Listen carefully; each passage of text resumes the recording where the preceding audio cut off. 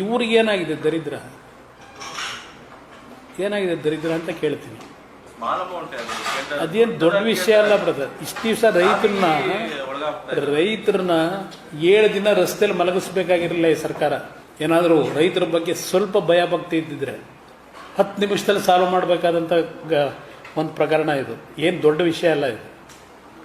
ಇವತ್ತು ರೈತರು ಹೇಳ್ತಾವ್ರಲ್ಲ, ಮೊಲಾಸಸ್ ಮಾರಾಟ, ಇವತ್ತು ಎಥನಾಲ್ ಪ್ರೊಡಕ್ಷನ್ನು, ಸಕ್ಕರೆ ಪ್ರೊಡಕ್ಷನ್ನು, ಅದ್ರ ಜೊತೆಗೆ ಇವರೀಗ ಮಾಡೋರಲ್ಲ ಎಂಥದ್ದು ನಿಮ್ಮ ಗ್ಯಾರಂಟಿ ಸ್ಕೀಮ್ಗೆ 2 ವರ್ಷದಲ್ಲಿ ಏರ್ಸೋನಲ್ಲ ರೇಟನ್ನು, ಟ್ಯಾಕ್ಸ್ಗಳನ್ನು, ಅಬ್ಕಾರಿ ಎಲ್ಲ ಏರಿಕೆ ಮಾಡಿದ್ರಲ್ಲ.